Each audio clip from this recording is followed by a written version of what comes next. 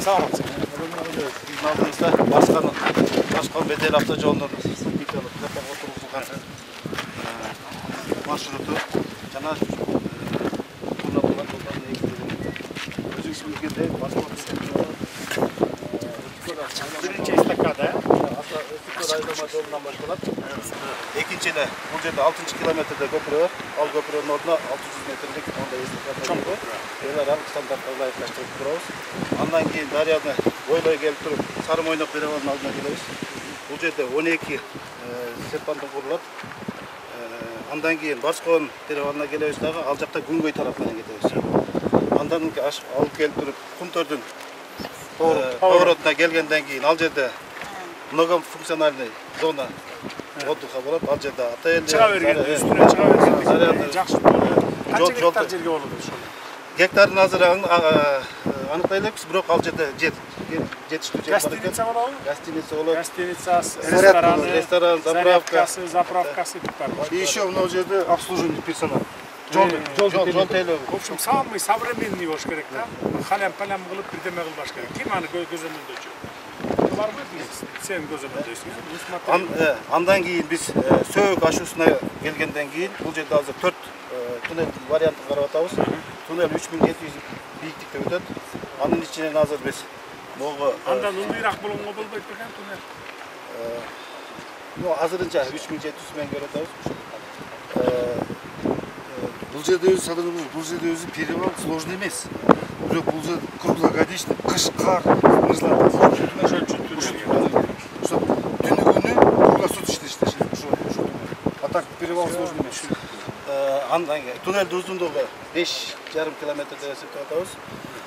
Андан кейін биз түздүккө түшкөндөн кийин Карасайга келебиз. Карасайдан өтүүчү 800 метрлик эстакадалык көпүр курулат. Дарыясын бойлоп. Андан сырткары бул жерге дагы экинчи многофункциональный зона отдыха кирет. Андан кейін біз могу жерлерде 5-мерзалардан өтіп келіп, ашуусуна келебиз. Бийиктиги 3900, бул жерде узундугу 3,7 километр. Экинчи туннелден 3900 метр бийиктикте болот экен да. Жок, перевалдын өзү 3900. Туннел ылдыйрактан болот. Ылдыйрактан болот. Ошо туннелдер максимально ылдыйрактан болуш керек да. Туннелден кейін біз уже кичи үзөңгө Куш дарыясын бойлоп туруп бир эдел өткөрмө пунктуна барабыз. Бирок ал жакта негизинен жолдорду тосмолоп, кар көчкүлөрдөн таштыклоо өтүп туруп бул жерге жетебиз. И 130 километрде Сементамда. Бул жерде эдел өткөрмө. Жаңы Кытай тараптан келет турган 2029 жылы сентябрь айында жолго каттам берилет. Кийинки жылы биз уже обустройство менен ага чейин деле ремонт болуп атканда каттап турса боло береби мындай машиналар? Грузовой, легковой немелер, ремонт болуп аткан жол менен жүрө беришет. Сементтам участогунда жайгашмакчы. Өткөрмө пункт чек арадан 20 километр, Барсковдон 130 километр аралыгында жайгашат. 13 гектар аян түзөт. Долбоордук өткөрмө мүмкүнчүлүгү 900 дана транспорт каражат түзөт. Bir günde 900. Bir günde. Бүгүнкү күндө Торгат канча bir günde азыр? Торгаттын өзү өткөрүмү 160, бирок бүгүнкү күндө 600 баштагы чейин өткөрөт. Эркештамчы? Эркештам деле 160 эле, аны дагы азыр 500 жашадып жатат. Бул эң чоң күндө болот экен. Бул андан да чоң болот. 1000 машина болсо дагы 1,5 чейин. 1,5-дан ашык өткөрсөк болот. Азыр күндө киргизип жаткан баягы сценарийдин чечимдерин жыйынтыгы менен 2-3 эсе деп көрсөтөт. Золотой коридор болот экен да бул жерде. Буюрса көрсөтүлгөн. Сканер менен келет, сканер менен эле көрүп турат. Шопур түшпөйт, эме түшпөйт, кирбейт ичине. Кирбейт, ошол жаңы жабдуулар менен камсыздыгында бардык аппараттык комплекстин көрсөткөн баягы информация немеге чыгат, терезеге чыгат, ошол жерден тез чечим алуу болушат түзүп берет.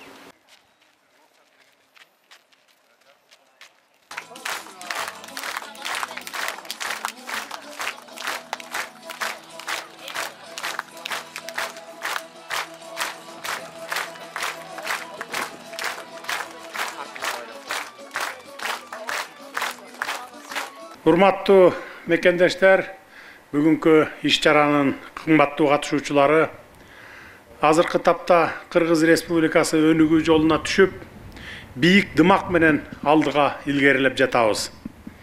Өлкөбүздө ири долбоорлордун ийгиликтүү ишке ашып жатканына жамы журтубуз күбөсүздөр. Бүгүн мына ошондой чоң долбоорлордун бири Барскон Бедел автожолунун курулушун баштоого кадам таштап отурабыз. Бул күн чоң окуя катары Кыргызстандын жаңы тарахында жазылып калды десек туура болот. Өзүңүздөр жакшы билгендей, жол салуу ар бир мамлекеттин өнүгүү багытын аныктай турган маанилүү тармак болуп саналат.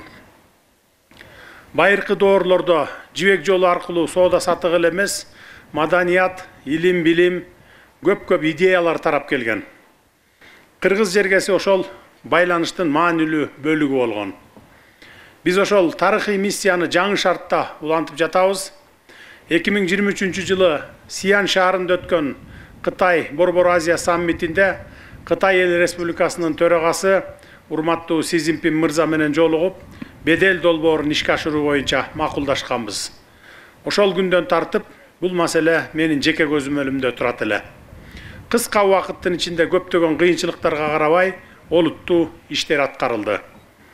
Башында бул долбоордун ишке ашырышына күмөн санагандар да болгон. Бирок биздин команданын чечкиндүүлүгү жана тынымсыз аракети менен бүгүн ал реалдуулукка айланууда. Ишине берилүү менен эмгектенген адамдардын аракети аркылуу чоң максатыбыз мына жүзөгө аша баштады десек болот. Учурдан пайдаланып, долбоорду жүзөгө ашырууга салым кошкон ар бириңиздерге терең ыраазычылык билдире кетемин. Архивдик документтерге кайрылсак, бедел өткөрүү пунктун ачуу 1996 жылдан бери эле көтөрүлүп келаткан экен. Бирок көп жылдар бою ар кандай себептерден улам ишке ашпай келген. Эгер бул жол ошол кезде курулуп калган болсо, өлкөбүз азыр өнүгүүнүн башка тепкичинде болмок. Бирок биз өткөн ишке өкүнүп олтура бербей, маселени жандандырып, ишке ашырууга бекем кириштик. Буюрса, чоң долбоорлордун бири катары бедел өлкөбүздүн өнүгүү жолунда жаңы баскычка кадам таштады десек болот.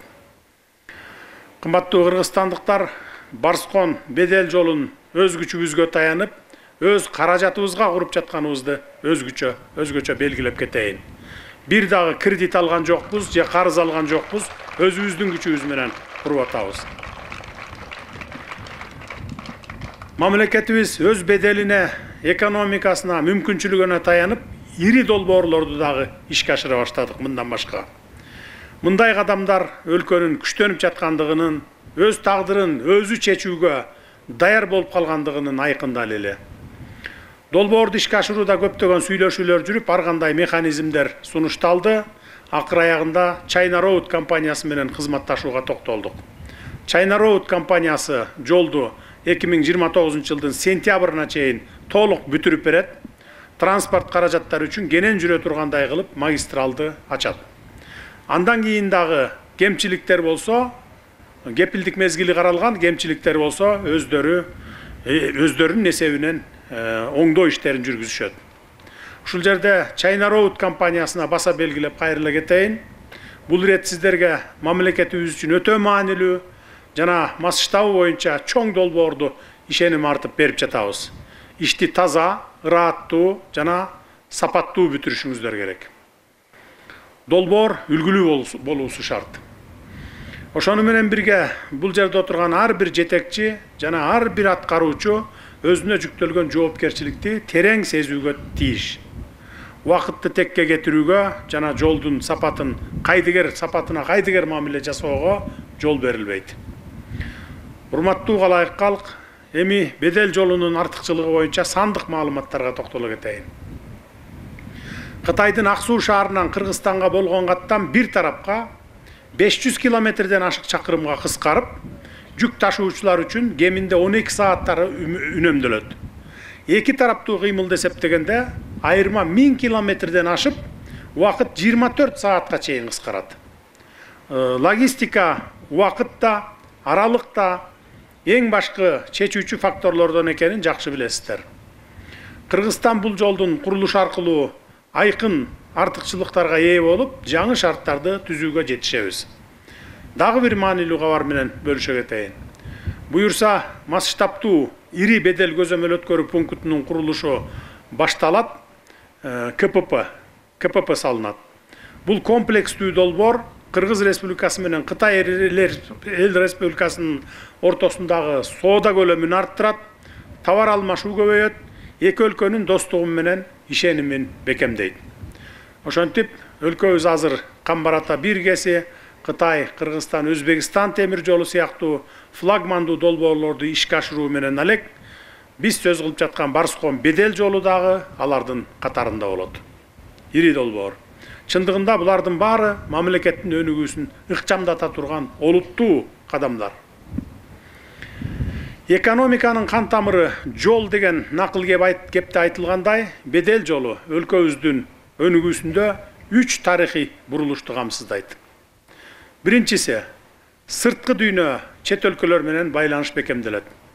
Кыргызстан континенттеги жолдорду бириктирген 9 жолдун тоомуна айланат.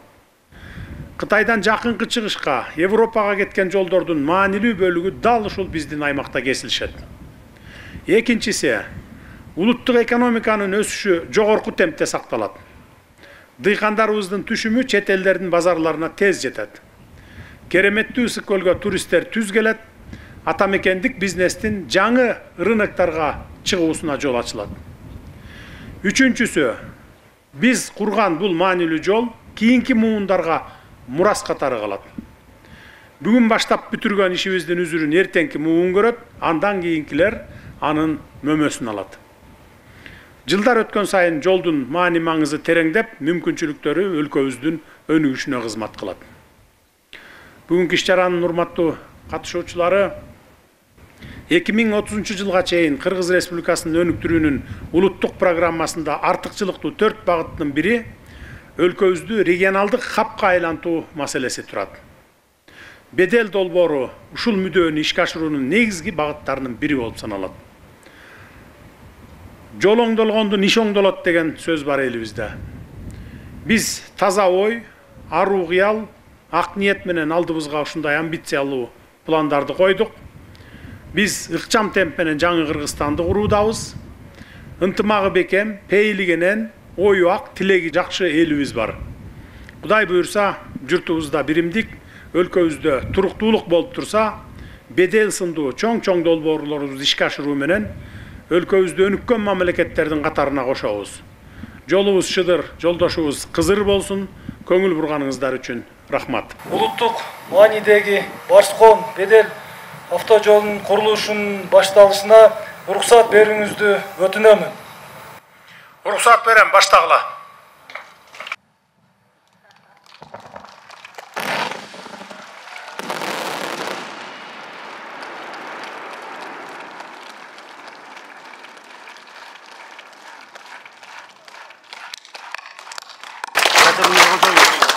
Жер соғысы жетеуіз жергесінде бүгін тағы açılış болып жатыр.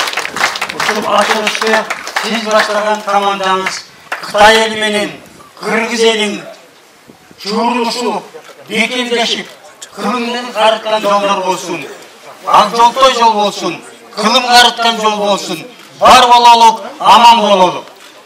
Урматтуу Садыр Нуркожоевич, ишиңиз ийгиликтүү болсун, ден соолукта болуңуз, бар болуңуз. Ал эми өлкөбүздүн эли, карыларына кубат берсин, жаштарга иман берсин. Мекенибиз тынч болсун, элибиз эсен болсун, ата журтубуз өнүксүн, туруктуу болсун. Рахмат, айтканыңыз келсин. Жолубуз көмүктүү жол болсун, ак жолтой жол болсун.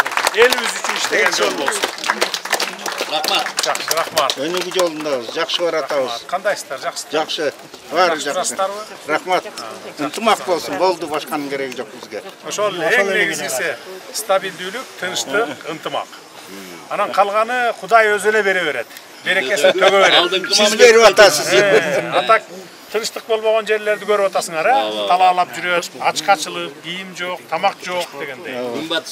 Ынтымагы жок элдерди көрүп атасыңар, ыдырап, же байлыгы жок, же тамак ашына жетпейт, ушундай болуп жүрөт. Мына баягы бул жол дүйнөлүк масштабтагы, дүйнөлүк стандарттагы жол болот. Бул жөнөкөй эле Кыргызстандын ичиндеги эмес, дүйнөлүк стандарттарга бүгүнкү акыркы талапка жооп бере турган жол болот. Ошону таза кармаш, жакшы кармаш мына сиздерден. Айрыкча ушул жерде мугалимдер барбы, жокпу? Мугалимдер бар болсо ошо балдарды мектептен баштап үйрөтсөңүздөр, жана таштанды таштабагыла деп. Азыр могу жерден кетип атканда да бир кагаз калтырбай жыйнай кетсеңер колуңуздарга эч нерсе жугуп калбайт. Ар бир эле ошентип таштай берсе, анда Кыргызстаныбызды жоготуп алабыз, жаратылышыбызды жок кылып алабыз. Ошондуктан таштанды таштабаганга мугалим эле эмес, ар бир ата-эне, мына энелер, аталар үйлөрүңөрдөн балдарыңарга чейин айтышыңыздар керек. Кичинекей балдардан баштап тарбияласа, ал чоңойгондо эч жерге таштабайт.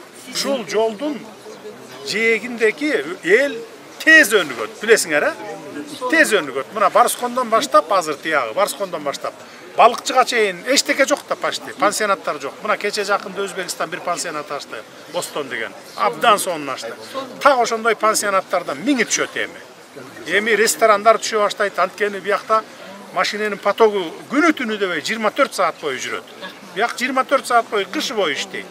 Анан турмушуңар оңолобу? Соода сатык кыласыңар, жатакана саласыңар, ресторан саласыңар, услуга көргөзөсүңөр.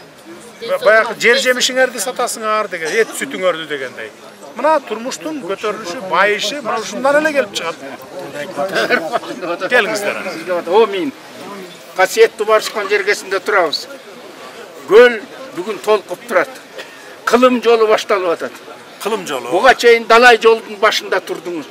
Ушу кылым жолубуз кубаттуу болсун. Жакшынакай бүтүп кетсин. Инвесторлорго да рахмат. Кыргызстандын кай жерине барбайлы бардык жерде өнүгүү жүрүп атат. Кудай элибизге ынтымак берсин. Ырыс кешик берсин. Башчыларыбыз башыбызда турат. Аткарган иштери элге жагып атат. Бар болуң Садыр Нуркожоевич. Жалпы кыргыз элине ынтымак болсун. Бул жол инвесторлорго тиешеси жок.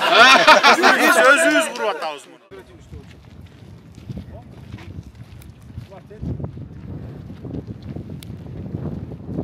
Эми бул проект болсо, толук мына бул силердин мойнуңарда. 那这个项目的话是所有的工作都交付给中方了。中国路桥。 Анткени проекттен баштап, теосунан баштап, проект бүткүчө чейин мына силерге бердик. 从设计可研开始，全部都交给你们。 Ошондуктан мондай коркунучтуу жерлери, урап кеткен, таш кулай турган, тоо кулай турган, анан кар көчүп келип жолду жаап кала турган бир жер болбош керек. Баарыны учитывать правы стык.